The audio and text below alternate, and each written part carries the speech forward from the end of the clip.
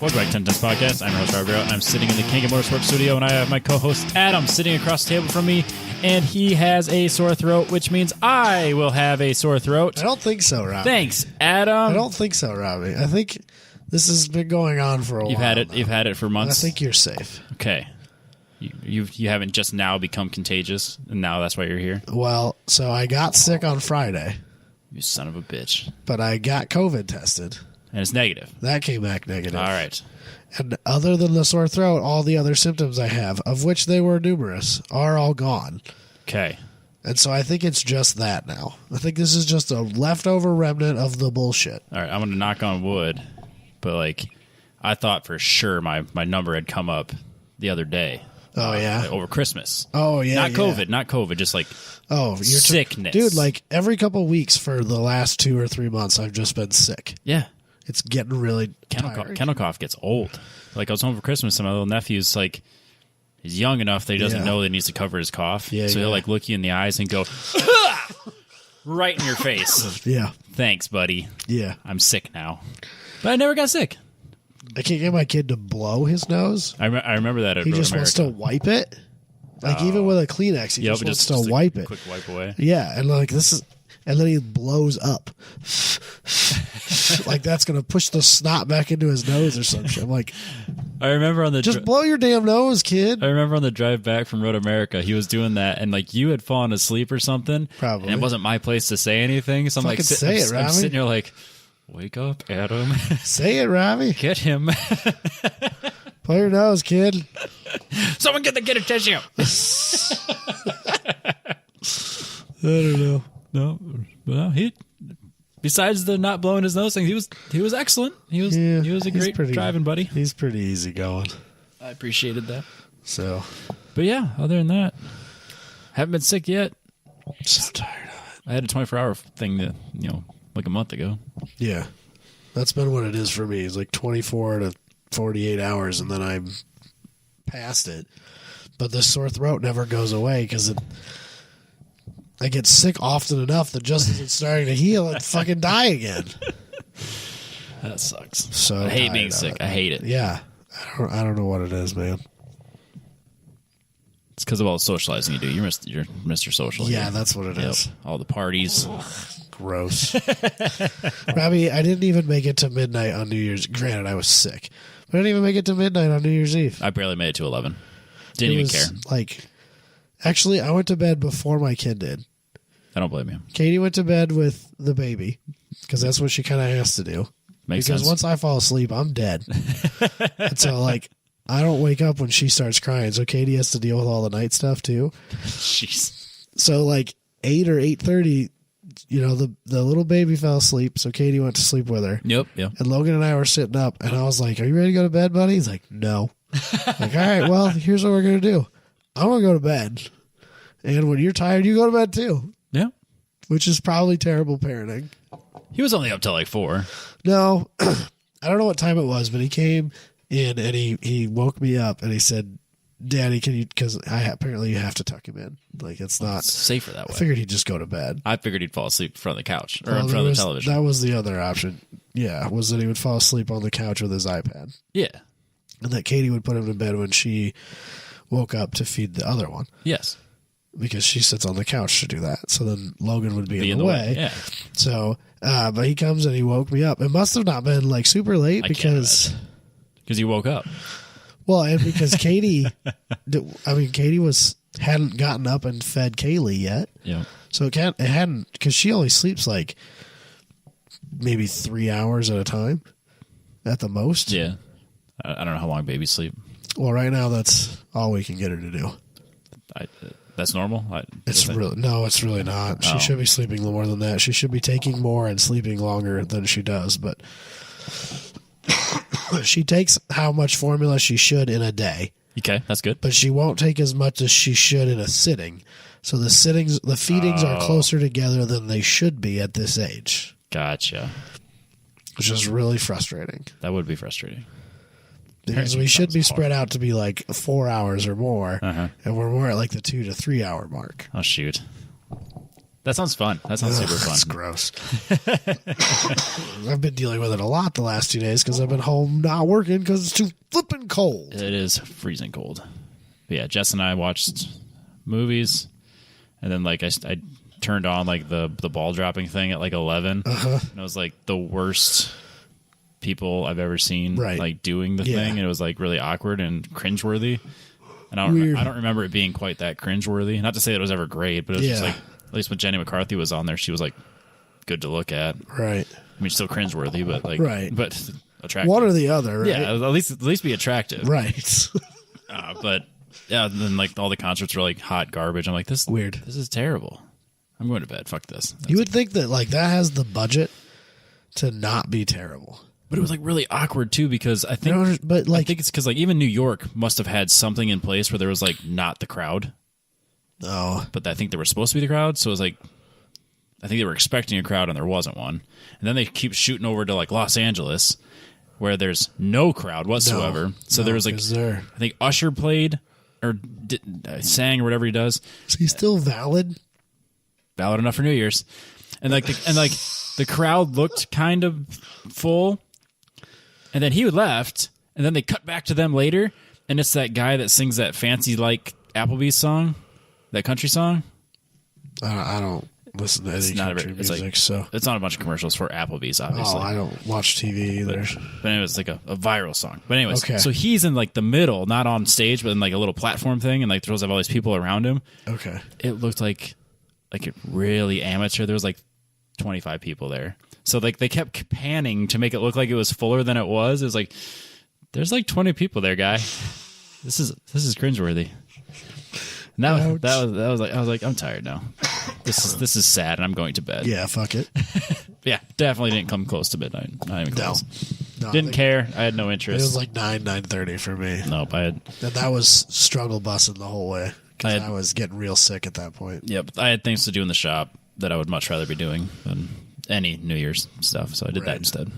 Woke up before the sun, got it right after it. People suck. People ain't no good. Everyone knows that. You say before the sun like it's an accomplishment, but the sun doesn't come up till like noon. Okay, way before the sun, like 6. Okay, which is pretty early on a weekend. That's true. I'll give you that. I won't get up that early on a weekend if I don't have to. No, always. Excuse me. But yeah, that's it. That's all I've been up to. Yeah. Getting up early. Word. So, should we open it up then? We should open it up. We should do Adam's opener, if you know what I mean. Jesus Christ. Presented by Factory Fabrication. Hasn't been stated that way in a minute, has it?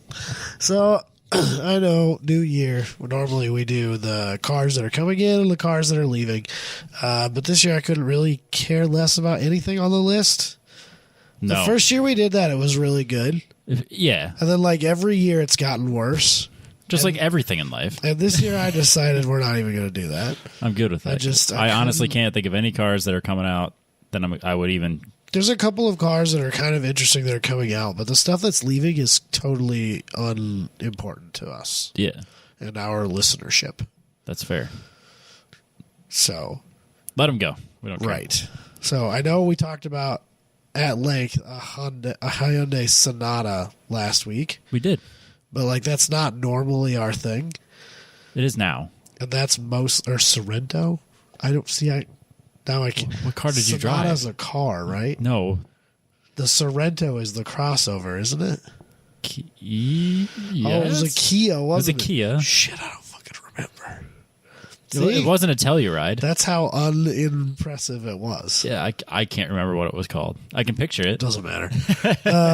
Either way, so instead, I found Haggerty put out their 2022 bull market list, which is 10 cars that they think are going to take off in prices this year. Okay. And I found this to be a lot more interesting. Yeah. It's still New Year related. I like it. So this is what I rolled with. So they have a bunch of qualifiers in here. Apparently, normally they put a motorcycle on this. In years, this is a thing they've done for years. Forever, apparently. Right? Yeah. And so, like the very first page, they have a picture of all 10 of their cars together, and apparently they do a motorcycle they've done a motorcycle in years past. They they had a motorcycle picked out for this, and apparently they couldn't get one lined up for their photo shoot, so they decided to exclude it entirely. Okay. Which I found to be really dumb. Are we good? Yeah, no, you we're good. look like you're like worried about some audio issues. No. There. Nope, we're good. Okay. You're not convincing me, Robbie. No, I think we're okay. It's fine. Okay. Oh, God, this sucks. So, anyway, they have some lists of how they come up with these things. It's really relatively uninteresting, but some of these cars are kind of cars I would consider to already be big, but they think they're going to hit it real big, so I guess we'll see. First up, the 69 through 1974 Ferrari 246 Dino. This isn't exactly a cheap car now. No, I don't think it's a cheap car. And they even say that. They have, after they talk about it and stuff like that, they talk about in the bottom, they have a highs and lows. Highs, it's one of the most beautiful Ferrari road cars of all and one of the best driving. Bang for its buck relative to other vintage Ferraris. So that's where they're getting this. Okay. It does say in its lows, no longer inexpensive. And Michael knew a lot more about this stuff than you or I do, but this is like kind of the car that everybody considered not a Ferrari. Yeah. Because it's a mid-engine car, and Ferrari kind of was known for front-engined V12s. This is a mid-engined V6. And so it's still fighting that not a Ferrari stigma. Yeah. Which is why it hasn't taken off as much. But the thing is that, like, much like I believe that the Shelby Dodge cars are eventually going to rise in price because Shelby is still a name that people desire. But as his other cars take off in value, the rest of us are going to be left with what hasn't. And so those are going to start to become collectible, and then they're going to slowly take off too. I think that's the situation you're seeing here. There's a lot of Ferraris that are locked up in collections and never driven and not used and not sold and not traded. They're just art pieces. Yep. And so this is what we're left with. And so because it's what we're left with, it's going to have a value. Yeah, I'll never be surprised if someone claims that a Ferrari's going to go up in value. No. Never. No, but maybe this is where they really start to take off. Yep. From the from the 70s. Yeah, no surprise there at all. So Haggerty rates their values. They have condition scales, right? And at the bottom here, they have a Haggerty number 2 value for all these cars. Okay. A number 2 value is a vehicle in number 2 condition, which is excellent but not perfect. So it has minor flaws, but would win a local show, but not a national one. So like not a Concours. Right. It's not going to win it's not going to win on the Pebble Beach. Yep. But like it's still a very good looking, presentable car. But maybe not one you feel bad about driving. Haggerty number 2 value, as of right now, $366,000 to $402,000. That number doesn't surprise me. I don't know if that's the number they expect it to be by the end of the year, or if that's the number it is today. But that's a lot of money. It's not cheap. But like the most expensive car that's ever sold, that's ever traded hands publicly, was a Ferrari. Yes. And it was like $45 million or something dumb. Something insane. Right? So like in a world where most cars of this Ferrari, or most Ferraris of this vintage are $1 million cars, multi-million-dollar cars, a $366,000 car does kind of seem like a bargain. Yeah, or like it's a 1960s Ferrari is less than some of the new prices. Yeah. You know what I mean? So that price makes sense to me. Yeah. So I see there they have a value change a value change from 2020 to 2021 of 5%. So not a huge jump from 2021 to from 2020 to 21, but they seem to think it's going to be big this year. So I think everything's gone up 5%. So I mean, yeah, I wonder if that's inflation adjusted, because everything's gone up like fucking 15% or more. So I still think I could sell my truck for profit.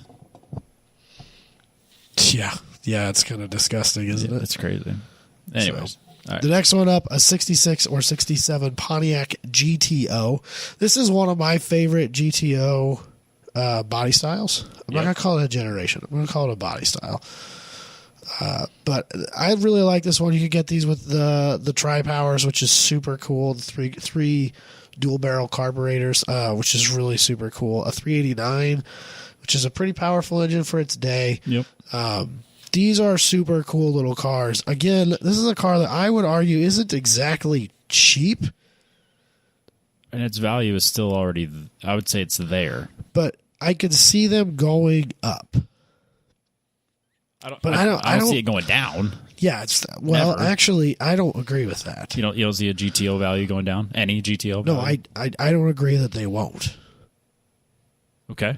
Because I feel like excuse me, I feel like a lot of muscle cars, unless they're really special, when our father's generation dies out, like I like a GTO.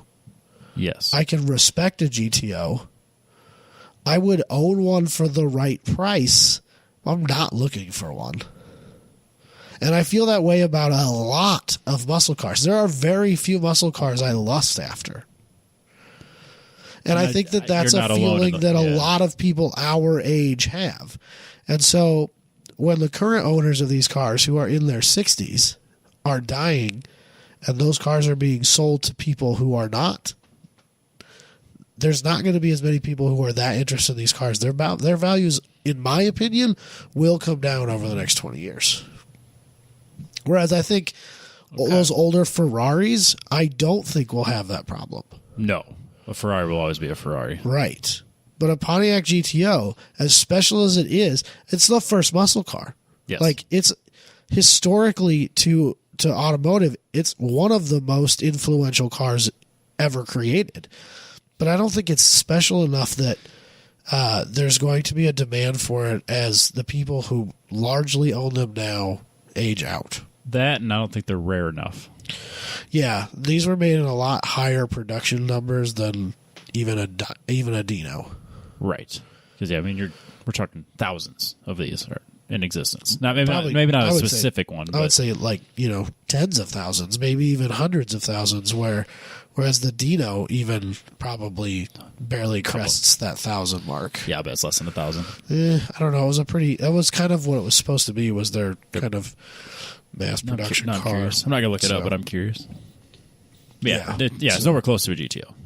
No. So their high is the definitive 60s muscle car. Paperwork available from Pontiac Historical Services makes documentation easy. Several body styles and drivetrains, only slightly less rugged than an Anvil. So that's their highs. Their lows, beware of clones and fakes and rebodies. So these are it's really easy to make a fake GTO. Okay. Because a GTO is just essentially it's a trim package for a Grand Prix. Oh. So, and all of the things that make it a GTO are reproduced today. And it can be bolted so you could buy a normal Grand Prix, put all the badging and trim options on it, and call it a GTO. It's really easy to do. Huh. So, and honestly, I think that hurts the value of them. The risk of it being a fraud. Well, even when they're not, even when it's easy to prove that they're not, right. The fact that it can be, and so the fact that it's not, I could take a real one to a car show that's a number 2 condition, and someone could show up with a not real one, but that's a number 1 condition, and his car looks better than mine in that scenario, and that's bullshit because his car is fake. Yep. And that would piss me off as a collector. Oh, it would drive me nuts. Right. That's it's like an unacceptable thing as a collector. Well, I remember when I brought the 240, when I first had the 240 done, and we were doing local car shows with it because that's what I was doing at the time. Yeah. And I would.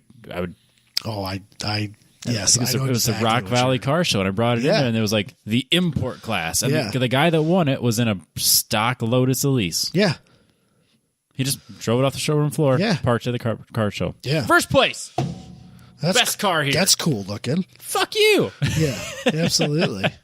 You didn't even touch that car. I didn't pour hundreds of hours of blood, sweat, and tears into this car for nothing. Yeah, fucking bullshit. So, Haggerty number 2 value, $100,000 to $129,000. That seems really high. So it's still not a cheap car. Really I don't high. know what $100,000. I don't think that every even number 2 condition GTO in the world is $100,000 GTO. I feel like you have to have like the right options because you could get them without the 389 and the tri-power. You could get them with a more pedestrian engine, but still have the GTO package. And you could get that, like the one they're showing here is it's a convertible. Ugh. You know, you could get them with manuals or you could get them with automatics. There is definitely a lot of them out there that are not worth $100,000, even if they're in good shape. And the Le Mans GTO is worth less than the GTO? Or 6872 is worth more than this? 6465 is... So 64 is the first year of the GTO. Yeah. Not a lot changed between those years.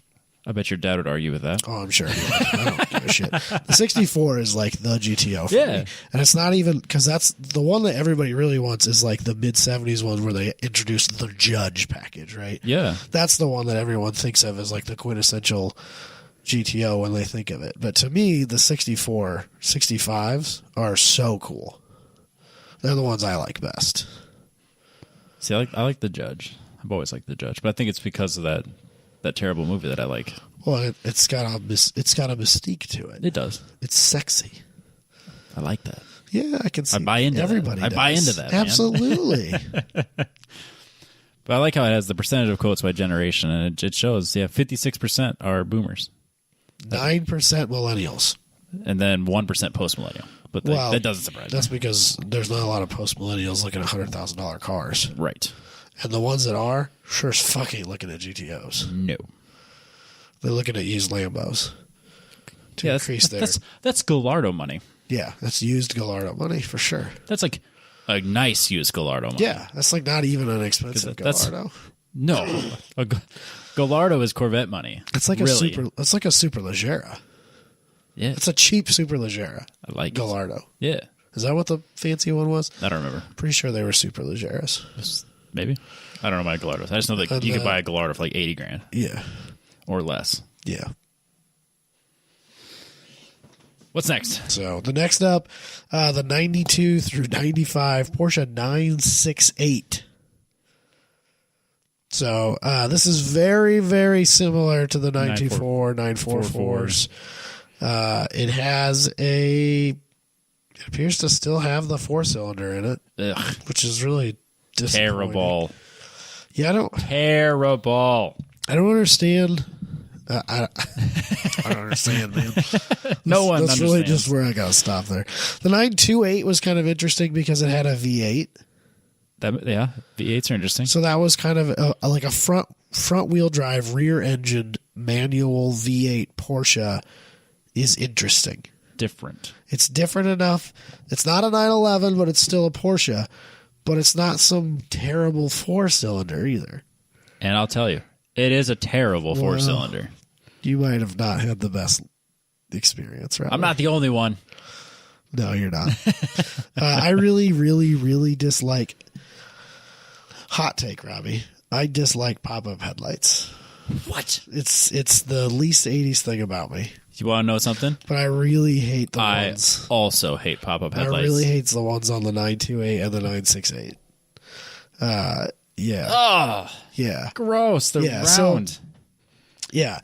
They kind of, so when they lay down, you can still see them. Yeah, they're flat against. It's not like they're pointed up at the sky. Yeah, they're just pointed up at the sky, and then when you turn them on, they just tilt like they tilt forward. Not even 90 degrees. They look like they're still pointed up in the air a little bit. Yep. More than they should. Yeah, more than they should for sure. So those are terrible. I've been super against those in specific for a very long time. If I had the money, I would buy an FDRX7 and replace the headlights with those LED bulby ones. Yeah, just to piss everybody off. That's a good way to do it. So, Haggerty number 2 value here. We're getting into like the more realistic world. 138 to 51.5. Or sorry, 38. $38,000 to $51,500. That and they're almost. I think that this kind of comes to the supply and demand because I mean it's got to be similar to like what we were talking about with the Ferraris. There can't be very many of these that are in good shape. There's that, and like also every 911 has been bought up. And like, so if you want a Porsche, you got to start looking at the cheaper ones. Yep. Well, I mean, and a lot of these are turned into race cars. Like 944s especially. 944s especially. But like this car too. I mean, it was cheap enough that it bottomed out at a price that people could thrash.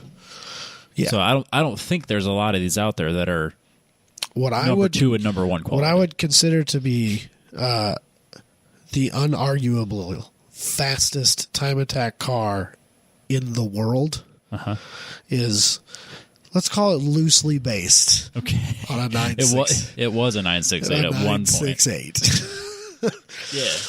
As most unlimited class time attack cars of that level are, we'll call it loosely based. Its original Vintech was a Porsche on a 968. So, yeah. But there's that. The prices aren't unreasonable. No, they're not terrible. And if you want a Porsche to post on Instagram, I guess is a good place to do it. And it's not an ugly car. It's not the greatest car, but it's not ugly. There's a huge list of cars that are less than that I would rather have. Oh, well, I mean, I think that's the case with any of these.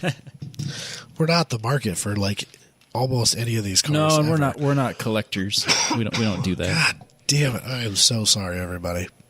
I don't care. I'm dying over here. It's the worst. Every fan is hearing every cough that you do is the fan in their headphone going, Adam is saying fuck the fans every cough. That's fine. I should have said Everyone. fuck the fans this week, apparently. I could be rapping. This is more talking than I've done all week. I could be rapping an NPO1 and Boone, because like he asked if I wanted to come help tonight, and I said no, we got to do a podcast. And his response was fuck the fans. God, I love that guy. I mean, I don't because I'm obligated not to. But next up, we go from one Andrew Raines mobile to the next. Yep. 1983 to 97 Land Rover Defenders. He likes the discos. He does like the disco, but a Land Rover or Land Rover, Porsches are Porsches. It's front engine Porsches or front engine Porsches. Yes. It's whatever. So I don't really have a lot to say about these. I kind of like it. They're kind of cool. Yep. Like whatever the price is too much, and I'm not in. It's better than a Jeep or yes. like a Bronco. Or the Broncos an and the FJ Blazers. or a Cruiser. Yeah, an whatever. FJs. Yeah, they're more expensive than I thought they would be. I don't know. The FJs or this? This. No, I knew it'd be expensive. So take a stab before you scroll down any farther. Take a stab. What do you think this thing's worth?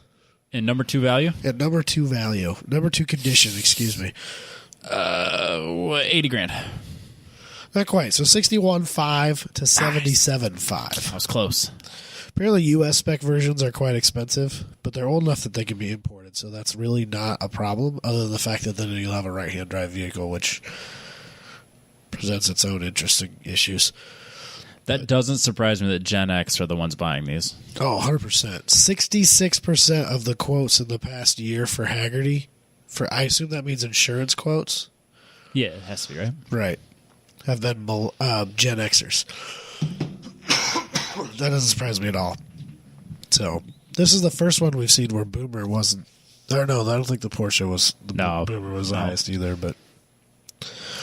So, yeah, there you go. I'd enjoy it, but not at that price. They're kind of cool.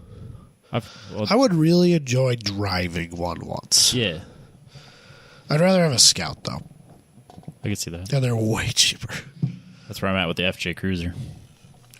Or whatever they called it back in the day. So this one also has the largest value change from 2020 to 2021 26. that we've seen so far. 26%, which is huge. It's a huge jump.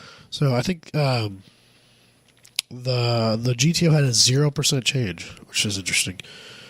Yeah, that was weird. So yeah, 26% is a big jump. All right.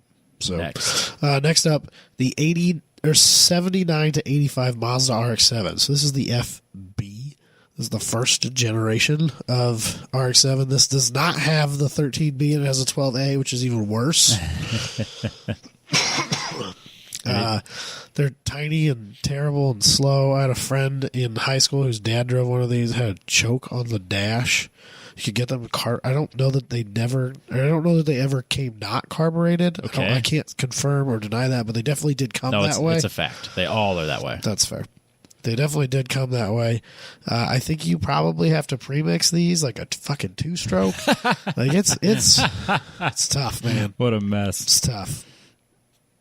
So, but made 100 horsepower, revved all the way to 7,000 RPM. Dang. Which is probably pretty fun, you know? I bet it's fun. I bet it sound like it implies that it's fun. Like it makes you think that you're That's fair. really getting after it as you're getting gapped by a brand new Civic. The Civic, could try like an Odyssey. Corolla. My Odyssey would destroy this thing in a straight line and probably a corner. But it's getting gapped by my Focus. Oh, for sure. For sure. Absolutely. So, I don't know, but they're But RX-7s are, people love the RX-7. It's collectible. right, and they're quintessentially Japanese, Yes. which is a thing that a lot of people this day and age are becoming more and more in love with. Yes. So, Especially that generation and Yeah. around that time. high revving thrills of a unique power plant, uncompromised handling and driving position, simple to work on, reliable as long as you have routine care. So I can never own one of these. Lows, prone to rust, goes through oil and fuel. Not a lot of metal between you and other cars. Don't crash it. Their words, not mine. Haggerty values. Okay, Haggerty number 2 value, $17,500 to $27,000. That seems right for number 2. I wouldn't be mad about spending $17,000 on one of those. There can't be that many out there. You'll get your money back, no matter what. I would think so. If you maintain that type of 26% quality, change from 2020 to 2021. yeah, and I think this follows suit with your assumption of things in the future because like you're getting a more spread out. Percentage of quotes from different generations. Right. I think this car will only become more valuable in the next 20 years, whereas I would be a little bit afraid of buying a muscle car. If you're not doing it simply for yourself. I should state that we should have stated this to begin with. Never come to this podcast for investment in car opportunities. Do not listen to anything that Robbie and I have to say as an investment opportunity for cars. Yeah, we don't know. We don't know anything about cars. If you're looking for investment opportunities, don't buy cars. Buy houses. Yes. But maybe not right now either. Dalton says the best time to buy a house is today. And the second best time to buy a house is yesterday. Or no, wait, he says it backwards. Either way, the best time to buy a house is yesterday or today. Just be careful right now. That's all I'm saying. There's a lot of houses, a lot of value inflation. Somebody want to buy this house? Market. Yeah, I'll sell this house for the right price. I'll sell this house for the right price, Robbie. Fucking crazy. It's so high right now. I actually had to have that conversation. It's like seriously have that conversation. This house is fucking valuable. Someone should buy it. Somebody thinks this house. There probably somebody out there who thinks this house is worth way more than you think it's worth. Yes. Sure. Yes, because I know what I paid for it, and I know what it's valued at. Right. So, anyway, next up, car I really, really love. The 1963 to 67 Mercedes-Benz 230 SL. So I really, really like these early SLs. I do, but not the 230s. Well, it's not the one to have. It's not the 300. Obviously. Well, obviously, it's not the one to have, but it's super cool. It's close. It's the right idea. Yeah, I think they're super rad. So... yeah, obviously it's not the 300 SL, but little 2-seater Mercedes, 170 horsepower. It's another 70 horsepower over the Mazda we just talked about. That's like 20 years newer. So I don't know. 30 years newer. Yeah, not quite. So 120 miles an hour on the Autobahn, Robbie. That'd be pretty fun. That'd be terrifying. 120 miles an hour, probably. So. But I think they're cool. I think it's one of those timeless designs. I love the look. The 2-seater. Mercedes-Benz has always killed the 2-seater game. The older I get, the more I really appreciate the small, old 2-seaters. Absolutely. Like something like this, or even like the Fiat 124, or like, just a Datsun 240Z, stuff like that. The more I think about buying a project car, the less it is a race car and more it is one of those. Or something like that. So I love their highs. Looks that stop you in your tracks. Oozes class and will never go out of style. They're not wrong. bank vault build quality and ample part availability, and shockingly comfy to sit in and easy to drive. I can see that. So the Lowe's, more cruiser than sports car. Stick shifts are hard to find, parts available, but they are spendy, costly to restore properly. So Haggerty number 2 value $80,500 to $108,500. That seems high, but yes. I would buy, but I'm not surprised. I would buy this over a Dino, even like if they were more equally priced, similarly priced. I think I like the Dino more. The Dino's probably like way faster and probably a way better car. I think it's a better looking car. Oh, it's for sure a better looking car, but I really, really like SLs. So I've never let ugliness stop me from buying a car, Robbie. Apparently me neither. Or wanting to buy a car, I should say. There you go. How about that? So, yeah, up 35% over the 2020 to 2021 year. So that's a big jump. It's a huge jump. It's all the boomers, man, buying the Mercedes. Yeah, again, that is all boomers. 47% of 47% of the quotes that they put on this car in 2021 done by people in the baby boomer age group. I think this is the highest number of pre-boomers, though. 16%. I can see that. This is a car that's still old enough, still looks old enough. Yeah. To be interesting by them. What is pre? They got to be like 100 years old. Yeah, it's got to be like 80 to 100 years old at this point, right? I don't. It's the last thing they'd buy before they die. Yeah, how many people are buying new cars when they're 85 years old? It's that oil tycoon money. Yeah, it's that old money. Old money. Old money. It's old, all right. Yeah, it's old and moldy. Next up, the 75 to 93 Volvo 245. So Robbie hates. Don't even say it. Don't even fucking say it. What? I was waiting for you to say the real 240. I mean, it's you're not wrong, Robbie. I don't know what to tell you. Super cool. No, it's not. They are. It's an ugly brick and it's stupid. They're not all wagons, Robbie. They're all wagons. Obviously, they used a wagon in this particular. Even the ones that aren't wagons wagon are the wagons. Cool one. No. But they made coupes and sedans, trunk cars. Just because they made sedans and coupes doesn't mean they're not all wagons. Turbos. Terrible. You get them with turbos, so that's pretty cool. I made decent power for the time. Rear-facing back seat, Robbie. How rad is that? It folds down flat into the floor. That looks safe. So unsafe. Certain No, death. Dude, it's a Volvo. Everything Let's about look a how Volvo, tall you're sitting up. Everything about a Volvo is safe, Robbie. The Volvo's never done anything dangerous. This picture would disagree with you. I don't care. Man, that made it through a safety inspection somewhere. The times are changing, Robbie. I see that. Technology's come a long ways. So, 137 horsepower from its 1.9 liter turbocharged 4-cylinder. I don't know if that's good. That doesn't seem like very much power for a turbocharged engine. It probably doesn't weigh anything because it's made out of. It probably is though because it's a Volvo. No, nothing. So it probably would pass a modern crash test. No, it probably weighs a ton of weight. It's probably it doesn't. Dumb heavy. No, it's like your Omni. It doesn't weigh anything. It says here, a blast to drive. The turbo makes a huge difference over the naturally aspirated cars. You don't say. You know, now that you mention it, that's probably true. When the turbo car only makes 137 horsepower, I don't even want to know. It's probably double. It's got to be the worst, man. So, I don't know. I think they're cool. No. I can understand why you won't like them. Highs, entirely practical. Keep going. Incomparable durability. Keep going. DIY friendly and easy to boost or swap. There it is.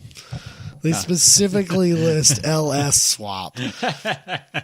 So, Lowe's Professor jokes, which makes, I mean, you earned that. Odometer stop 200,000 miles before the car does. Heater fans fail and aren't easy to replace.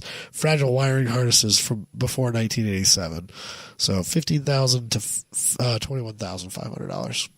Huh. Millennials are the ones that boosted the price on this. I'm shocked. No, this is the first car we've seen so far where the share or the percentage of quotes is highest in the millennial category.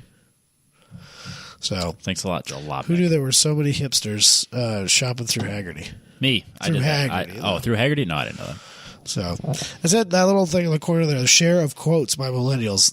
All enthusiast vehicles averaged out to be 19% millennials. Yes.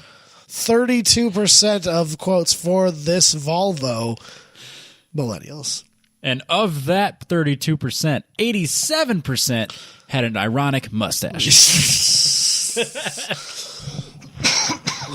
Wow. It's because it's true. I have one more thing to say about this, then we can move on. Okay. E-Man owns one of these. I'm just he goes to a barber for his beard. so. 65 to 70 Cadillac DeVilles. Hell yes, Robbie. Fuck yes. We talked about one of these in the PRI episode that was electric swapped. Yep. I said that this is cool. I still stand behind it. I like the earlier ones, but they've already gone stratospheric in their pricing. I'm in on the land boats, the land yachts. So good. If all I wanted to do was just cruise around and exist in a car, this would be the one I'd want to do it on. So good. I love the acres and acres and acres of chrome. I don't It love weighs 12,000 pounds, roughly. At least. Plus or minus 10%. I hate that Haggerty thought we needed convertibles for every effing picture. It does say here 2.5 tons. It's not light. So that's Fuck. it's 5,000. That's unironically 5,000 pounds. That's crazy. So yeah. So as collectors have flocked to the late 50s Cadillacs with their iconic fins, these modern, more usable late 60s models have largely been snubbed. So they are cheap, and particularly on the dollar per pound scale. Yeah. Yeah, really. Funny. So, yeah. Highs, tons, literally, of Detroit style for not much dough. Everybody will want to go to dinner with you the golden days before regulations and oil shortages. Yeah. The lows, you will need a lot of space for it, which is the damn truth.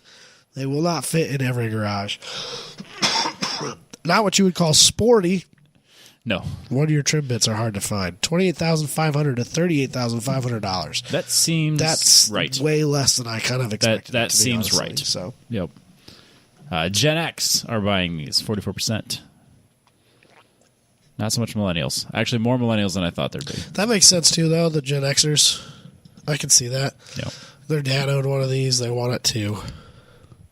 That sort of thing. So it'd be fun. Super cool. 85 to 95 Suzuki Samurai. Goddamn right. These are cool. I think the first generation of Suzuki Samurai that we got, at least. Yeah, of course. We know that. Small, fun, 2-door, 4-wheel drive. We love 2-door. I'm not going to call it a crossover. No, it's like We love 2-door sport utility vehicles. Yep. SUVs. Like the RAV4, the Samurai. RAV4. Even a Geo Tracker is a good time. Blazers are cool. What's the 2-door Tahoes? Super cool. Yep. So, yeah. These are the raddest. Adorable little things.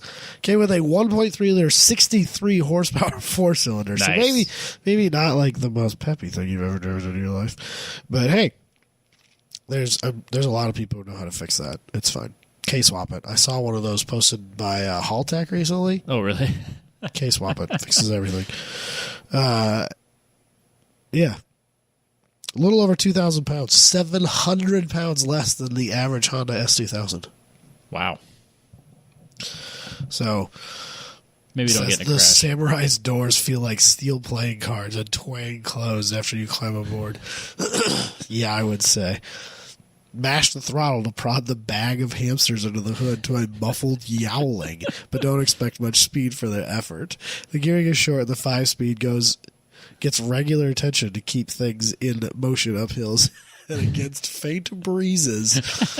That's rough. That is rough. Highs, just looking at it causes smiles. Doesn't take up too much space or consume many resources. Lots of parts available. Can go practically anywhere. Lows, stock ones are hard to find. Fast only if driven off a cliff. At the end of every rocky trail is a chiropractor's office. Worth it. $10,000 to $14,500. It's a little high, but again, those Gen shocking. Xers coming in strong. 39% of the quotes given out in the last year by Haggerty to Gen Xers. Gen Xers and young all car enthusiasts, or all, sorry, for Gen X and younger, all enthusiast vehicles were only 57%. 57% But for this of car, the quotes yes. given out by Haggerty were for Gen X's and younger. Yes. 70% for the Samurai.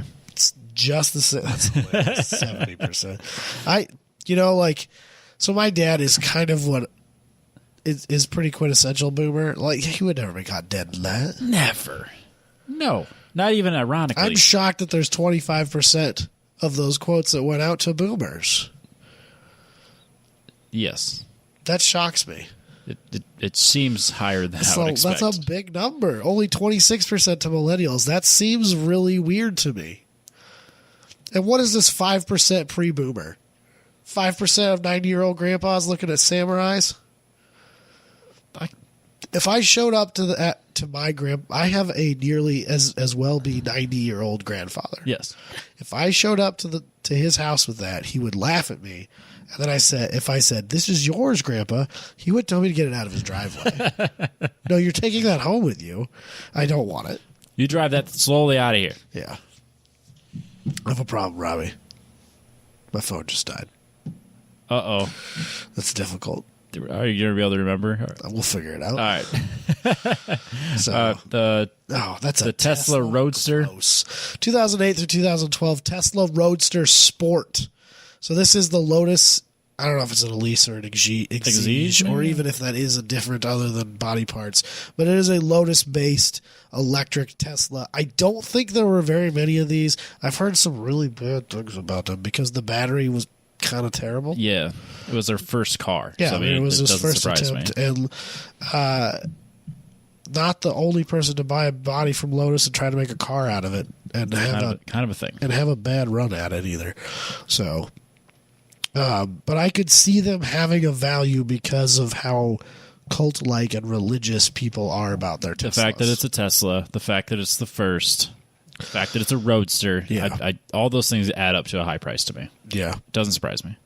Highs, intoxicating torque. Intoxicating. That's an Maybe interesting intoxicating is not the word we want to use with driving. Street cred with environmentalists. That's the thing I've always wanted. Its significance will only grow as electric vehicles become more common. That's true. Lows. Lotus-like discomfort and ergonomics. What? No noises other than the wind and electric whirring. Range anxiety is a real thing. ICE purists will judge you. Whoa. You get those Lotus-like discomforts out of your mouth. I mean... I don't care how uncomfortable it is. It's a fucking Lotus, and it's amazing. It's not made for comfort, Adam. Oh, I'm well aware, Robbie. I almost bought an Elise before I bought my TT. Man, that would have been such a better choice. But at the same time, it would have been such a bad choice. The reason... This is really sad, because, I even went and looked at one at a dealership. I drove it a little bit, not a lot, but I drove it a little bit. It was hardly even a test drive. It was out of the parking lot, up and down the block, and back in. It was really all it amounted to. But it had no carpet, it had no air conditioning. Nope. I don't think that one even had heat. It did have a radio. Yep.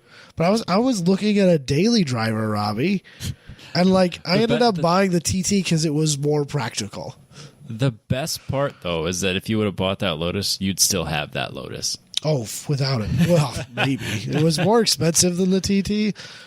You'd still have it, though, because you'd be able to drive it constantly. Yeah, but I might have lost it. That's fair. I barely made it through with the Audi. That may have had to have gone into repossession at some point. Yeah. That would have been real rough for me. That would have been a bad time. Yeah. So, but man, the Lotus is good. 44% going to scroll back Gen a X. little bit. We need Sure. the prices shockingly huge. $97,000 to $115,000. That seems like crazy money. Also, I'm shocked that they were $130,450 when they were new. They were crazy expensive to start. $130,000 for a electric powered Lotus. Man, Elon Musk was just printing money from day one. The man he knows how to take money. He bought an F1. Yeah. He owns it. I don't know if he still owns it, but he bought, when brand new, a McLaren F1. Yeah, He knows how to make people just hand over money. He's been making money for a while now. Forever. Yeah, he's been doing all right for himself. What a fucking weirdo. He's a strange guy. But he's doing something right. Yeah. All right. What else do we got? Is that it? That's it. That's the last one. That's the one. So, not a lot of I don't think I disagree with a lot of those. I really don't. No, but I don't know that if I were to come up with a list, now granted they have a lot more data-driven reasoning, so right. So their list is probably going to be more accurate, but not a lot of those. I don't know that any of those would have been on my list. No, probably not. I could see I may have eventually ended up at the first Gen RX-7 or the Volvo. Definitely would have ended at the Volvo. Well, you wouldn't have, but I could see myself eventually getting to one of those or both of those even. I wouldn't have picked the 968. See, I would have picked the 944 over the 968 because the 944 could come as a turbo car and it's more interesting. I think although there may have been a turbo 968 too. I don't know anything about 968s. No idea. But I don't know. I guess I probably would have gone with the 944 before I'd have gone with the 968. But I'm not a Porsche guy. No, so but I would agree with you on that. I would agree with you on the 944 though. They can't be trusted. I think those absolutely bottomed out when it comes to prices. Oh, dude, they're only going up. They were one of when Lemons was really in its prime. Yep. Back when it actually was like a $500 car, it's kind of lost its way because that's just not a thing anymore. It's not a thing. But like there were a shocking number of 944s in Lemons competition because that's what they were worth. Right. Like you could buy a $1,200 944 and strip a couple $100 worth of parts out of it to get into that $500 budget cap, which is wild. Yeah, not a thing anymore. No. And if it's in decent shape, it's worth something. It's got some money. It's worth some money because so many of them ended up as race cars. Well, like the 240SX market right now, or even the 350Z market is kind of going that direction. Yeah, because like obviously I pay attention to it because I'm in a bunch of 350Z groups. Right. 4 years ago, 350Z prices kind of bottomed out. Yeah, people couldn't sell a salvage title 350Z for $3,000. Right. That same car is selling for like 6 or 7 right now. Right. And guys are like commenting like, I seriously couldn't give that car away 4 years ago. Right. And now I would have doubled it. Yeah. It's crazy. Prices are out of control. 240 prices are out of control. Yeah. It's weird. I'm still not disappointed that I sold mine. Good. I'm glad you're not, Robbie. I really am. Did I tell you how long I spent scrolling through his Instagram the other day? Because he posted, he sent me a link to something he did with the car. And I was like, spent a bunch of time like just scrolling through it. I was genuinely happy at how happy he was with that car. He's using that car way more than you would have. Oh, yeah. I drove it for like a few things around town last year before I sold it. And that was like the most I'd driven it besides track stuff in forever. But like, I was ready to move on. Because you can't even say that like the Z is the reason. Because when you bought the Z, you had no intention of selling the 240. No. So, like, assuming you had the 240 still, that car would never have made it to track this season. The 240? Absolutely right. not. Never. The 240 would never have gone to the track this season. No. I had moved on completely. Although, arguably could have been a more competitive GLTC car. Maybe. Because it wouldn't have been hard to detune it into there. No, I would have been a lot easier to detune because I could have just gone to any tuner. Right. Than it would have been to get It just would have needed a cage. Right. Really. Yeah. Arguably. No, But I don't think it's whatever. arguably. No, the Z was wildly unprepared, which is fine. I was okay with that. But like, I don't think that the 240 would have, like, we wouldn't have gone to any Cars and Coffees. Maybe one or two just on a whim. It wouldn't have been like anything planned out. Right. Because I had taken it a couple times, but you probably wouldn't have brought it to a autocross. not likely. You maybe would have drove it to work once or twice. I did do that a couple times. Maybe like once or twice a month, let's say. I remember through the summer, and that's all you would have done with it. Yeah, that's all I did with it. And that's really too bad. Yes. And so it's good that someone's using it. Yeah, he's thrashing even it if he's literally beating the piss out of it. He already swapped an engine into it. Right. Good for him. Yeah. Proud of him. Yeah. No, he loves that car, so it worked out. It did. But anyways, this rant about car prices and whatnot has been brought to you by Fact Fabrication. FactFabrication.com. If you need to get caged or railed, Booney's your guy. If you need to get a cage in your Corvette or GLTC car, call them up. Give them the code 10tenths. Won't get you nothing, but it'll take good care of you, and you'll get a sweet cage in your car or furniture or rails, whatever you need. FactFabrication.com. Adam, it's that time of year again where we need to admit what we predicted for the 2021. Yeah. Say what we got right, which of course is everything. And then... Unfortunately, no. And then predict how we feel 2022 is going to go. Right. I have some... This is why I should write things down too, Robbie. I didn't know my phone was... I didn't even notice. I just assumed it was. I came down here... When I got out of my truck, it was like 20-some%. It should have been fine through the recording. I'm at 41%. Yeah, I don't want to fucking hear about it, Robbie. And I use my phone all the time. And I didn't have it plugged in using Apple CarPlay all the way here. Exactly. It was when I got in my truck at my house, it was only a 5%. When I got out of my truck here, it was like 25. It should have been fine. It should have been fine. I don't know. All right.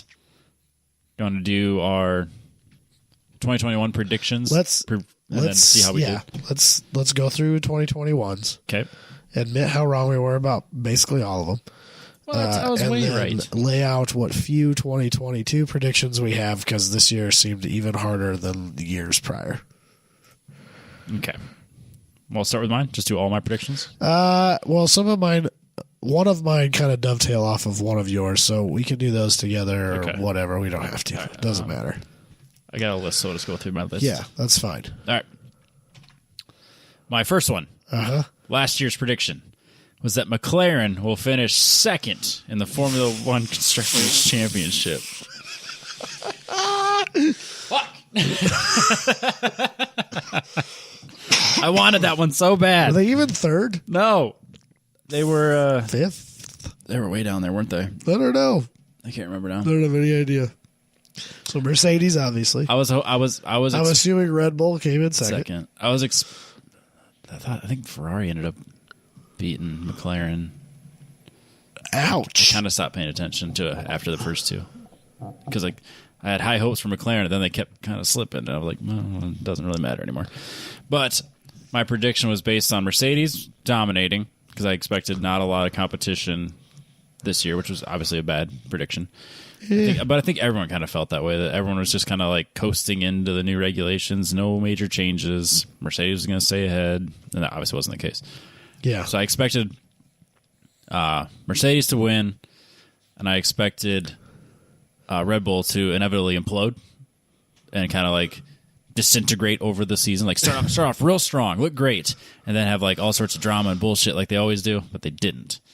And then McLaren... I don't know that I would agree with that. But they didn't... There was tons of drama and bullshit. But not like what they normally do. But it wasn't like internal team drama. Right. And they didn't fall apart. Right. Like and they normally look what happens when they can manage not to do that. Yes. I liked it better. The FIA can help them win a world championship. We're going to let that one go before I get on my soapbox. Fuck. Yeah, I assumed that the Red Bull wouldn't go as smoothly as they did. And I thought McLaren would follow that trajectory up as they kind of started the season, but not quite the case. Yeah. Still feel good about McLaren. More so about Lando than Daniel, but...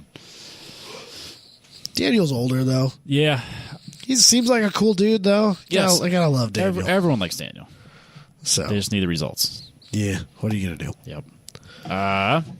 Do they have a change-up for next year? You mean with those two drivers? Like team-wise? Do you know? McLaren doesn't, no. No? No. They're both They contracted. gotta get a new engine provider, don't they? No, they have Mercedes engines. Oh, they do? I thought they were Hondas. No. Oh, that's right. I forgot about that. That's why my prediction was that. Yeah. Red Bull needs an engine. Red Bull has their own engine now. Oh, do they? Cool. They're their own manufacturer. Oh, well, that's cute. Something like that. Jeez, Rafi. The more that Netflix gets involved and the more Red Bull just like feeds on that fucking drama bullshit, the more I hate them, and the more I find myself watching IndyCar. I'm not buying a Formula One watching subscription. I'm buying an IndyCar Peacock subscription. I have a prediction for 2022 that will be hard to quantify at the end of the year. Good. That involves the Drive to Survive. Okay. Of which I have watched exactly 0 minutes of. Really? Really. Wow. I've watched it all. I couldn't care less about Formula One. That's the problem. Everyone watches that show, and now they're all involved with Formula One. That's where my prediction is. Okay. We'll talk about it here in a few minutes. All right. My next prediction was that the Ozarks International Raceway will open, have their first events, and be immediately considered one of the best tracks in the country. I think it depends on half, right? Dude, I think it just depends Three-quarters? Most of the people who did participate say it's one of the best tracks they've ever driven. I believe and that. Most of the people who haven't been there yet are like, man, I don't know, that track looks fucking sketch. I think I'm mostly right. I think I was mostly right. I think that they did have their first events. It had a lot of people that drove it spoke very highly of it, but it's definitely one of those tracks you could get yourself in trouble. I think those barriers are very close all the way around. It's too technical for it to ever be considered a great track. And I think it looks exhausting. I think it looks incredible. It does look incredible, but it still looks exhausting to me. And my opportunity to drive it this year doesn't look like I'll be able to make it to that event, which is fine. Sucks. I got other things going on, but I want to see what it does with an actual race. Because so far it's basically just been HPDs and like open. Well, that's the other thing is that like a track that's fun to drive doesn't necessarily mean it's a good track to race. Because like I think Heartland Park, the Time Attack guys flippin' loved it. Yep. And I think the GLTC guys all said it was a really fun track to drive, but I don't think it's a very good track to race. Not the best. I don't think it's a good race track. No. Because, like, especially at the front of the pack, they really struggled to find passing opportunities. Like, it was, you know, and there's a lot of tracks out there that are, like, club-level amateur tracks that, like, that's a thing. Oh, for sure. For sure. So. But, yeah. I wasn't wrong, but I also wasn't 100% right. I think that the fact that the barriers could have been further away from the track, I think that would have given them a little more runoff. I think a lot of people would feel a lot better about it. I know, for example, just the way that we have a TT event there next early summer, late spring. I can't remember the exact date. I want to say June. Yeah. We'll go with that. We are limiting the number of drivers that we have there just because we know the interest from the club racers is going to be high. So we're going to limit the number of Time Attack drivers that we can have and still be able to do our sessions. But they're also going to make us enforce the no novices rule. So, like, if you have... because it's a dangerous track. Exactly. So, like, all the SCCA officials are like, yeah, you're going to enforce that. There will not be any waivers for novices at Ozarks next year. None. All right, then. So I think that kind of puts a little damper on it. I think it's something the track can grow into. Like, they can, you know, they can move those as time goes on. You find a corner that turns out to be more dangerous than people thought it was, and they can push some of those barriers out if they need to. For sure. And I think once they start seeing like pro level racing and stuff, it's going to have to wipe out a car here and there. Yeah. Do you think it's ever going to have? Well, they got what series is run there next year? Is there a series run? Yeah, there? the pro, not ARCA, SRO. Oh, really? Yeah, SRO's racing there next year. So, and then WRL is, but not the GTU class. Right. So, I mean, there'll be a lot of racing there next year. So then we'll really get to see how it races.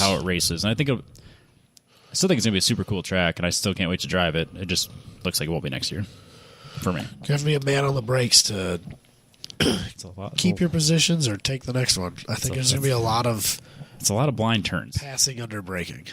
Yes. Or passing out of a braking zone, even. Right. But, like, who can outbrake the next guy? That's where you're going to make or break on that track. So half a point. Next one. I said last year that GLTC will need to redo how they structure their events because the fields are going to be too big. I'll give myself half credit. That's fair. Because they had 60-car fields. Yeah. But they didn't have to change their format. I don't think that they can. Change the format? Yeah. Yeah, I agree. There's a logistical issue that is everything else going on a Grid Life weekend that won't allow that to be changed. It's just going to be sold out. Yep, and I think that's all there is to it.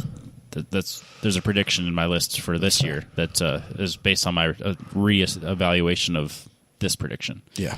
So I get half points. All right. Okay. Because they did have a lot of cars. Gingerman especially had 56 cars on track? Yeah. Which is a lot. So many.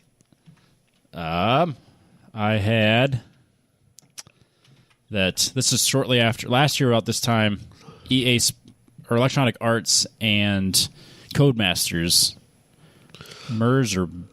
EA bought Codemasters, and I made the prediction that the first game that was released by them as a combined, not team, but company or whatever, was going to flop. And technically, the only game that's been released together is Formula 1 2021. And technically that didn't flop. No? It got mixed reviews. Okay. Some people really liked it. Some people really hated it. But at the same time, that game had been developed quite a bit before the merger actually happened. Well, yeah, and that's also kind of an evolution of every F1 game before it, too. Right. So they had a lot to lean on to build. And there is no way that the success of Drive to Survive didn't help this game. It might have also made it... I didn't play it, but a lot of the reviews were either you were real into a few things and you had just a few minor things to complain about, or you hated it and felt like it was a downgrade from 2020. Yeah. So, well, most people consider a success to be sales numbers. But I think it sold real well. Yeah, and I'm sure it did because of Drive to Survive. Yes. So. So I was technically wrong on that one. And then this one, my last one, I predicted that Adam LZ will win at least one round of Formula Drift. Okay. Half points. Oh? He qualified first in Erie, but he didn't finish first. Come on, Robbie. And he finished the season as the new RTR driver replacing Vaughn Gittin, and that's a win in anyone's book. Okay, Robbie. Calm down, buddy. You're just looking for... No, that one doesn't count. But the fact that he qualified first, though, I felt pretty good about that one. Yeah. I don't know. I follow Drift less and less and less and less. Yep. I mean, it is what it is, I mean, that was definitely a very important part of this podcast for a long time, but it's not really where we're at anymore. No, not really. And that's fine. And it is what it is. It's not that it's uninteresting to me anymore. No, I still follow Formula Drift, and if I see the live stream, I'll pop in. I'm not going to sit and watch from start to finish. Right. I don't have that kind of time. Well, there's that too. Maybe now that I have a TV in my shop, I can pull up the stream and continue doing what I'm doing. That's right. All right. But yeah, that was all my predictions. I only get one total point. Okay. All right. So I only had 3. I do remember them. The first one was that it was going to be the first, maybe not make to market, but at least be announced as the first 1,000 horsepower mass-produced car. Yep, I remember that. And when I said mass-produced, I meant more than we're making 500 Veyrons, we're making 250 Jescos, or whatever that is. But actual, however many we can sell, we will build. Yeah, Corvette, Camaro, Mustang style build. Charger, whatever. Yeah. And I thought maybe even could have been an electric car. Yep. So the Plaid is 1,000 horsepower. Yes. The Plaid version of the Model S. So I guess I did get that right. I don't think that that's a limited edition car. I wouldn't count that as limited edition. And, I mean, plaid, you can't say like, oh, well, it's just the plaid versions, because if it would have been a Z06, we would have been fine with that. Yeah, we would have been. But the Z06 did not come that way. No. So I'm counting that as a win. I'll give you that point. Yeah. Can you dyno, or is that all mathematical? Dyno's weird. And they have I know they dyno weird. They have to do a bunch of like math because no two manufacturers measure torque the same way with an electric car. Right. And so I think that's a small asterisk.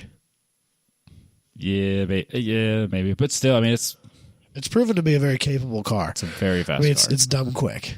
Like insanely quick. Upsetting for how quick. Heavy that car is. Yeah, it's pretty wild. It's fast. I almost wonder if that weight kind of helps it grip and go.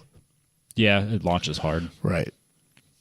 So, but anyway, I'll take it. Yeah. Tesla Model S plaid. Plaid edition. My second one was I kind of changed it as we went in this. So I started out by saying that I thought that EV cars were going to take 10% of the total market in 2021, and then you kind of started talking some sense into me, and I changed that number down to 7. I ended up not being right on that either. They got 5.6% here in America. That's still pretty good, though. They were just I think it was like 4.8, 4.6, something like that. So it's not quite a full, maybe just inside of a full percentage point, which is a pretty remarkable uptick. And I don't know, like the chip shortage has been a real problem.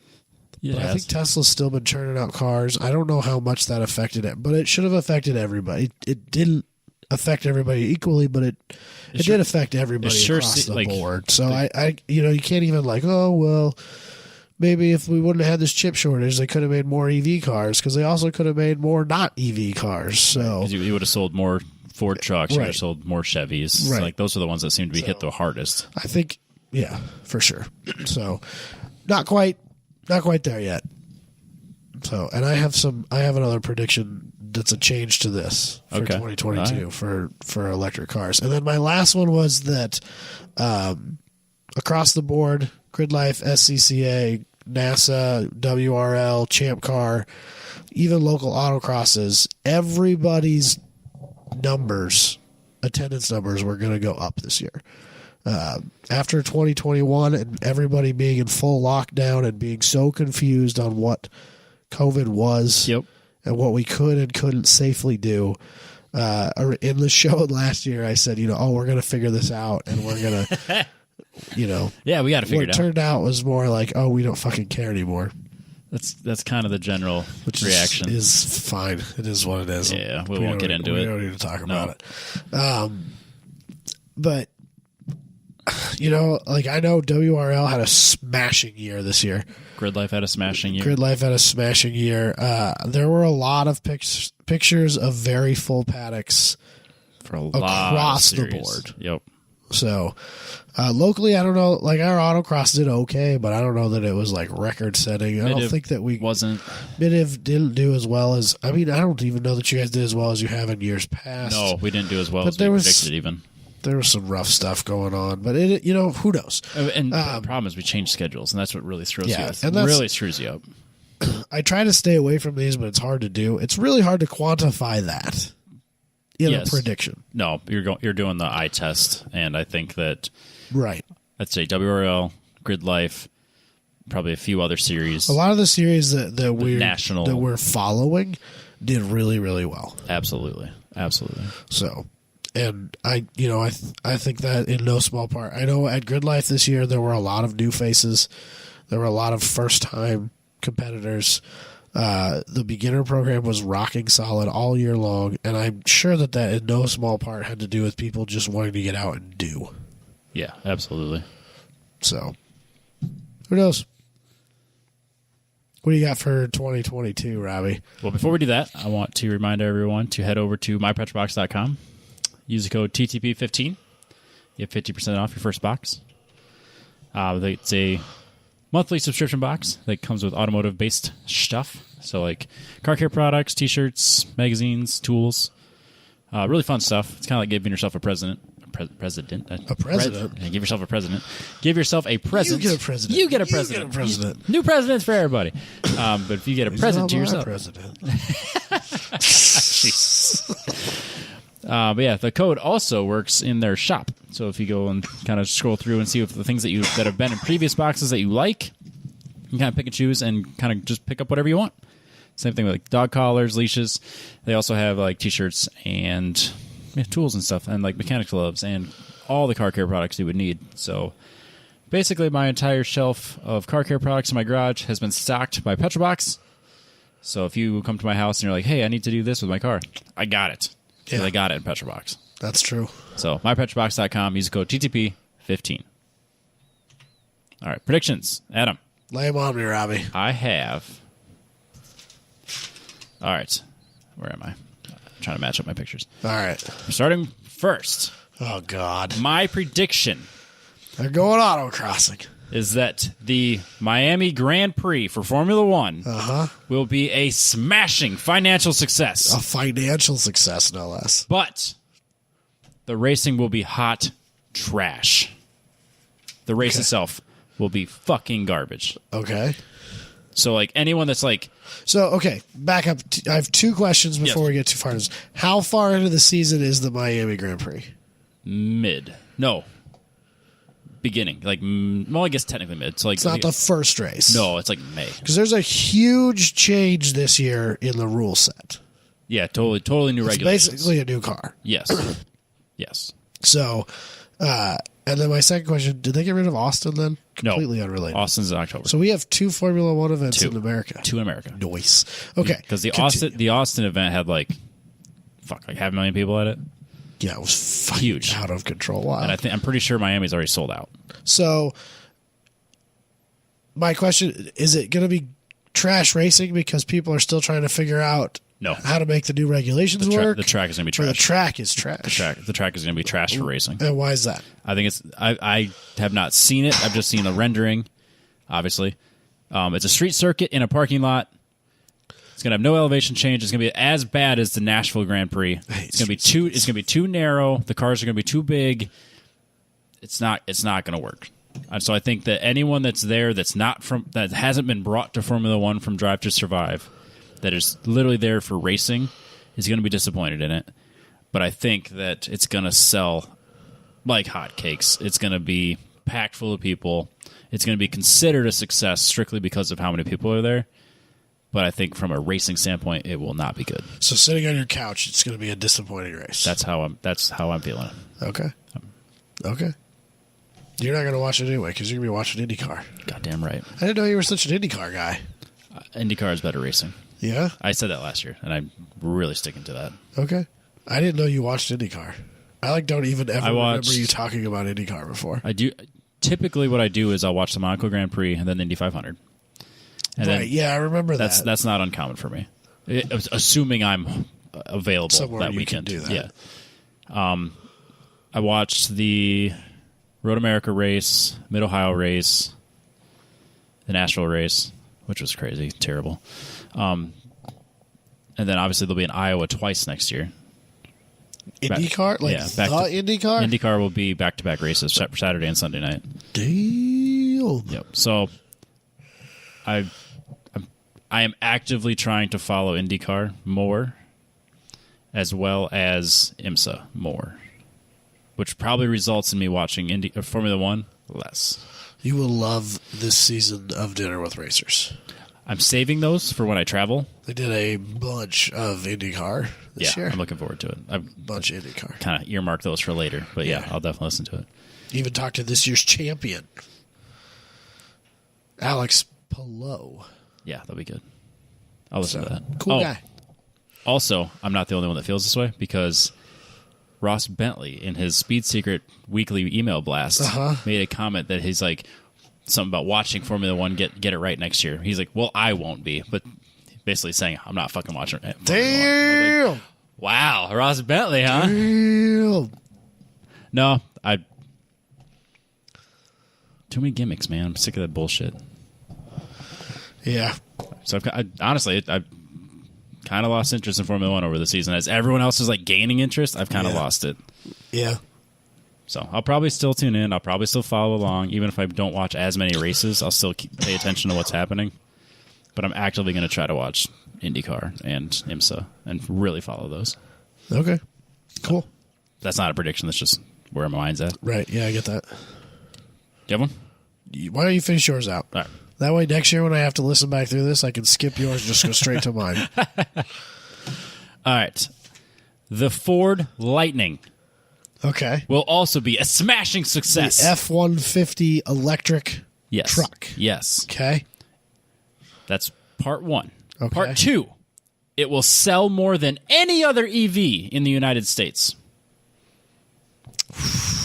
Have you looked at I've looked at the numbers. an automotive journalistic publication in the last 2 days? I have looked at the numbers. The last 2 days, Robbie. Chevy won't be out yet.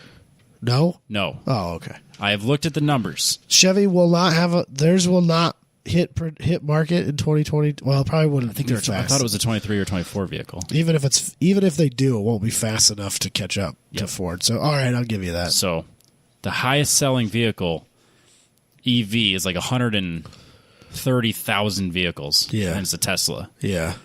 I predict that the Lightning will sell more than 130,000 next year. I don't know, man.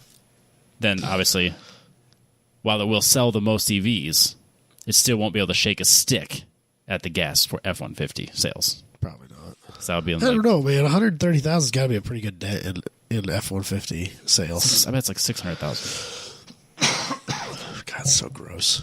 It's like an absurd number. So dumb. I think it's like I'm pretty sure it'll be like 500,000 in We'll see how many they can sales. make at this point.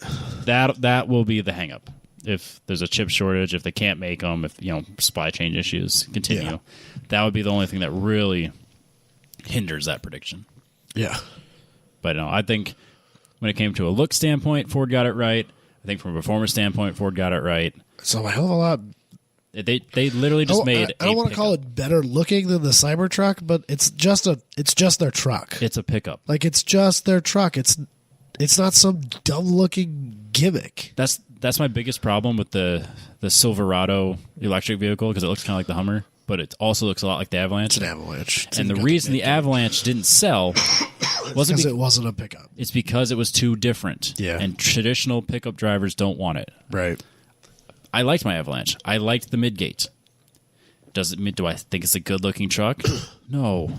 Yeah, I get it. But I liked it. Yeah. Okay. But I like my regular truck way more. Right. The regular F-150 Lightning is going to sell way better to truck people than the Avalanche or the Silverado. And I actually did that accidentally. All right. Fair enough. I don't really have anything else to say on that. Okay. I don't know how to quantify this, Okay. but I predict a hot topic for 2022 will be data privacy from new vehicles. Because so many new vehicles are over the airwaves. Right. Just sending your data. And everything has to have like a cell phone attached to your key so you can get into the car. And yeah. So I think that's going to lead down a regulatory limit on what you can take for data. I think people are kind of get up in arms about like what data is getting taken from their vehicle. I mean, it was kind of going that direction, I think, already, but I think next year will be the year that kind of really hits home for a lot of people, and they're like, hey, I don't like that I'm sending a gig of data every day to Tesla or every other car manufacturer. Right. Probably won't be able to quantify that, but it's going to be real tough. I'm going to try. That's fine. So, what the fuck, Robbie? Cars 4 Oh, God. will be announced. God, I fucking hope so. And I desperately hope that they don't continue on their every other one is good trajectory. Oh, God, I hope not. Because the first one, Good. One of the greatest car movies of all time. Excellent movie. The second one, some of the hottest garbage to ever come out of What's Pixar. funny, though, is it's got good reviews. Like on a movie scale, it's not that much. Like on a scale of 1 to 10, we'll just say like 1 is an 8. So and then like 2 is like a 7. And my son will watch it. Right. He doesn't hate it. I do. But he likes the first and third movies way more. Because they're way better. I think you could honestly make a real argument at saying the third one is better than the first. I would listen to that argument. I don't know that I would agree with it, but I would certainly be prepared to entertain your arguments. Yes. Because it's a great movie as well. Cars 1 versus Cars 3 is an entire podcast in itself. If we had someone who could argue for Cars 3, because I'm not going to do it. I'll do it. Jesus Christ. But no, they're excellent. Oh, they're so good. And I think that there's been rumors. There's an animated series. Yep. That's going to Disney Plus. Obviously. Of course it is. Obviously. Where else would it go? That was a dumb question. Yes, I know. It's going on Peacock, right? Yeah, or Netflix. Pixar Plus. That's what's coming. Yeah, and I'll be fucking pissed about that.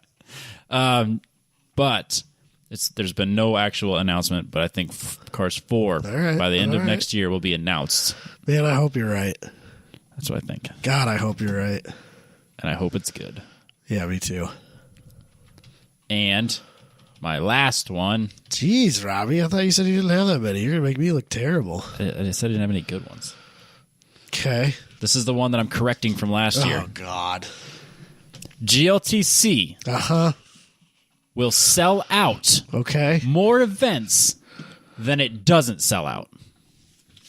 I can quantify that. Okay. All right. That's going to be... honestly, I think that will be more of a struggle than you think it is, because there are so many new tracks on the Grid Life schedule, and historically, Grid Life doesn't do great at new tracks the first year. I traditionally agree with you, and data and history would back that up.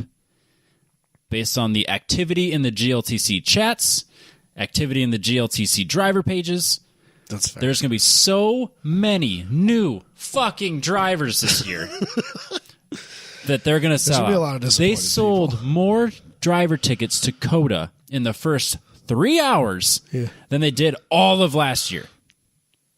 There's going to be a lot of disappointed people this year. Across the board. If you didn't get a gold pass, you should be planning way in advance. There are so many people buying fits for Sunday Cup. Oh, yeah. It's disgusting. Yes. They're going to have their own session. This is not just a GLTC problem. Nope. There are going to be a ton of disappointed people across the board. Yep. Because last year, even HPDE sessions were sold out. It's not like, fuck it, I guess I'll just go to HPDE. No, you don't get to drive. Yep. And then... because there was, you had Ginger in the head, like almost 60 cars on track at both events. Yeah. They had a hard limit. 25 cars per mile. Yes. Plus or minus, whatever, small percentage based on. Yeah. Yeah. So I think that's going to, I think you're going to see sellouts. Lime Rock will be Gold Pass drivers only. Lime Rock will be Gold Pass only. Except I think festivals are going to sell out for sure. I don't know that Grid Life will let a event right now. I don't know that they'll let an event sell out Gold Pass only. I bet they would. I mean, what choice do you have? I mean, if all the tickets go, I think that's going to end up being the way it's going to end up. It's going to be, but I don't know. I mean, I foresee a lot of people bought Gold Passes today. Necessarily, but I foresee a problem where people. The Grid Life's going to have to decide if they're just okay with or not, where people are buying Gold Passes for races they hope to make, and then when they don't, they just sell them because that's the only way you're going to get a ticket. Right. And I'm not sure how I feel about that. It's a lot easier to budget. I don't know how it's a lot easier to budget. I don't know how I would feel about that as Chris and Jabay and the rest of the group that runs it, because Gold Pass pricing is a little bit better than single event pricing. But you can spread it out so that the events that cost more soak up or are soaked up from the events that cost less. Right. So it's a lot easier to budget if all the sales. If someone just goes, fuck, I'm just going to buy a whole season, and if I don't make 3 of those races, I'll just sell those tickets and make some of my money back. I don't think that's a problem. So they do have you have to go through Grid Life to buy a ticket. You can't just buy a ticket from somebody. Right. And they do make sure that those tickets are being paid at no more than face value. Right. So there is protection in place for that, to like make sure that someone's not buying gold passes and then selling tickets for $1,000 a head. Right. So because that would be a problem. That would be a thing that someone would foreseeably do. Yes. Because people ain't no good. People ain't no good. No. So, yeah. But I say that knowing full well I'll make it to like one GLTC. Right. All year. Right. And that's if things go really well. Yeah. Okay. I'm going to push one of mine forward to this year from last year because I still think it's going to happen. Oh, yeah. Well, no, I guess I won that one. Because I was going to actually push the 1,000 horsepower one forward because I forgot about the Tesla until literally we started talking about this on the show. And that one counts. Because I was fully prepared to accept a loss on that one and push it forward to next year. And then the Plaid hit me like literally as we were about to talk. I was like, oh shit, that was rated at like 1,020 fucking winner. Yeah, I think that counts. So I forgot about it. I was going to push that one forward. So that makes one less than I had already. You're fine. Which is rough. Yeah, your phone died. So, my EV car prediction, because you almost can't have one can't have a prediction list at this point without having something about EV cars. You have to. I think that the manufacturers will figure out the range issues, but not the charging pace in 2022.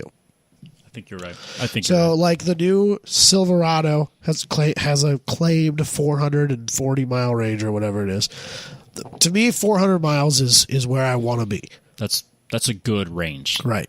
I was thinking about this while I was taking a shower before I came here today, but get to that here in a second. I know there's just in the last day or two, I've seen a bunch of articles about some battery startup based here in the United States somewhere that makes a battery pack that you can put in your Model S that has 750 miles of range claimed. That's crazy. So I think that they'll figure out the battery range because most cars right now I think are at the 200 range, especially when you get into the smaller cars. Yeah, and the more pedestrian cars, they're at the 200 mile mark typically. Yes. And that's not enough to me. No, that's when the anxiety makes a little sense. But once you start getting into the 400, because I make a lot of 200 mile trips, and you're not buying it for every day. Because you don't buy a car based on what you do typically every day. You buy it for basically for the outliers. Because when I need a car that's going to do 400 miles, I need it to fucking do it. Well, I know some people our friends at Apex Adjacent. Both of them live in Denver, Colorado, and both of Dave's parents. Dave's now mom lives in Kansas City, Missouri. Yes. So that's a long ways away. He only goes to see her once or twice a year. Ian's family lives in Wisconsin or Michigan. I don't remember which. It's the same. Far away.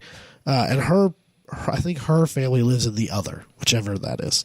Okay. I can't remember which. One or the something like that. So they only go to visit that group of their family once or twice a year. And so they've talked about on their show I could accept the fact that I could buy an EV and I could use it 360 days out of the year and then rent a car to make the cross-country trek to go see my family. That would be perfectly acceptable. But I live a lot closer to my parents or her parents than that. Yep. We go see them once a month. Yeah, for sure. And I couldn't make it on 200 miles. No, absolutely not. And the charge rate is too long. It's just too long. So I was thinking about this. Let's pretend that we have the range figured out. 400 miles is the range. And you're making a significant trip that would require a charge. Okay. Or even that they have I think in order to really think about this correctly, you have to assume that they have the range figured out. But you're doing your vacation and you're trying to decide is the charge time too significant for me to want to deal with it? How long is too long for you to charge from empty to full before you would say, fuck this, I'm going to rent an ICE car. For me, if I could go 400 miles without stopping, and then you could charge me from dead to 100% to another 400-mile range in 30 minutes, that's acceptable. But I would even stretch it to an hour. Because if I've been driving for 400 miles, right, I can take an hour break. Yeah. But I don't think it's there. No. I don't know what the numbers are exactly because I don't follow EV cars that closely. Not at all. Because they're not even in my radar as like a thing I would buy just because I can't. But I think it's something like around that, like an hour for 100 miles if you're plugged into a supercharger. Right. And that's not enough. Right. I mean, that's enough. That's enough if because like see, it's hard to say because with a 400-mile range, I could drive from here to my parents' house and plug the car in while I'm at my parents' house for 2 days, and then I could make it back home again and never have to hit a gas station. For sure. And that's probably acceptable. I would say so, yes. And the amount of time the number of times I actually do make a trip where a 400-mile charge isn't enough for me to do it without already stopping anyway, isn't that often. No. When you really think about it. I only do that once or twice a year outside of towing and grid life. Right. Outside of towing. And that's the thing is that most of my trips have a trailer behind me. Right. And that's a problem that... that's a whole different problem. Yeah, that's the range with towing is not pretty. No. As it stands. Correct. So, I don't know. Yeah, see, I'm not hopping in a Prius or Volt or whatever and driving...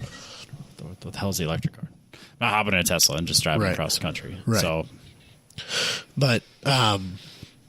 yeah, I think they'll get the range thing figured out. I think everybody will have a reasonably priced vehicle with a range north of 300 to 400 miles. I think everybody's going to be able to achieve that pretty easily I think so. in 2022. I don't think they're going to have the charge rate issue sorted that quickly. No. And that doesn't even begin to touch the power grid issue. Yeah. That I'm relatively certain exists. I don't know. There's a bunch of people that are like, this is just a bunch of right-wing media bullshit. No. And I'm like, I don't think that's true. Not. I don't think a couple people died in Texas because our power grid's in good shape and we just did that to like... Granted, Texas probably isn't the perfect example of how to operate a proper power grid, but it exists. I mean, everything's bigger in Texas, Robbie. So it should be a bigger, better power grid. Is what Right. You're telling me. That's what I'm saying. That's how they advertise it. That's probably how they advertise Until it it gets cold, or hot, or windy, Well, it's never hot in Texas. or cold or windy. It is rarely cold.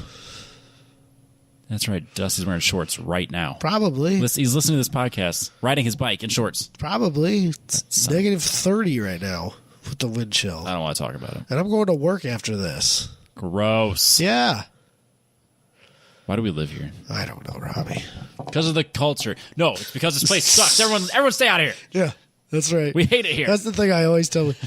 Why do you live there? You shouldn't. It fucking sucks. terrible. Stay out. Just fly right over. Just don't even stop. People are like, Iowa's flyover country. You're fucking right, it is. It's flyover country. Stay away. Don't stop here. Stay out of it.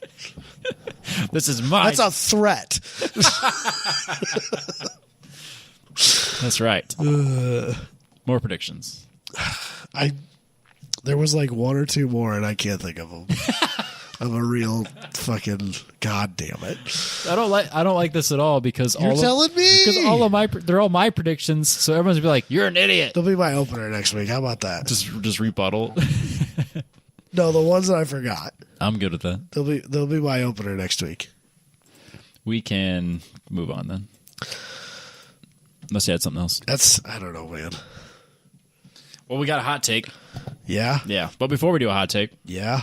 got to remind everybody. Apex Pro?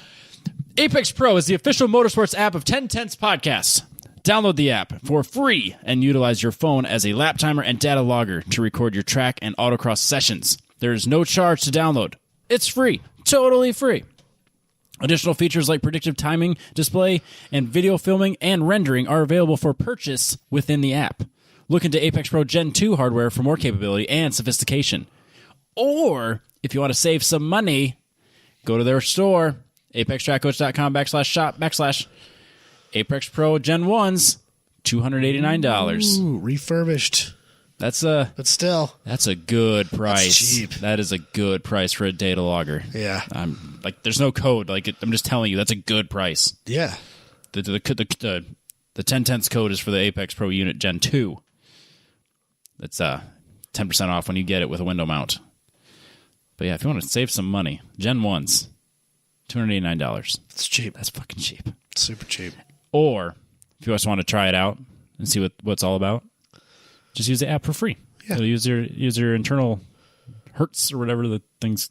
Your 1 hertz GPS, There Robbie. it is. Yeah. They'll use that. Single hertz. It'll get you Refreshes once per second, not fast enough. which makes you look real weird through a corner, yeah. especially a fast one. Your lap times will not be the most accurate. They're not quite as accurate. No. But it'll give you an idea of the type of data that you can see. So it'll definitely educate you on data. And then once you realize this isn't good enough, then you can start focusing on hey, maybe I could get the Gen 1 and save some money, just to kind of, again, take that step. Or if you're ready for some real data, the Gen 2 unit. Boom. ApexTrackCoach.com. Use code 1010s. Adam, Robbie. this hot take is brought to you by you. Brought to you by my wife,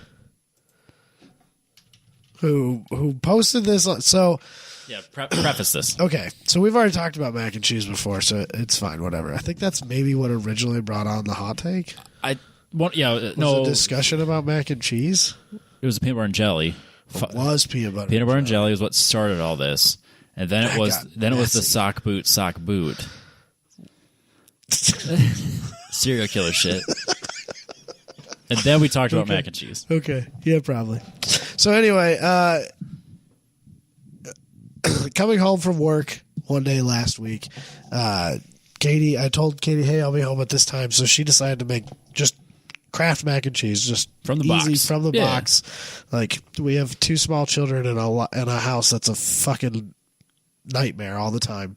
It's got things in it. So things are happening. So sometimes you just eat Kraft mac and cheese, and that's just fine. Hey, I have no children. I still just eat Kraft mac and cheese sometimes. Right. Okay, Yeah, it's fine. At least it's not Easy Mac. Ugh, We make that for him I understand. because he's 5.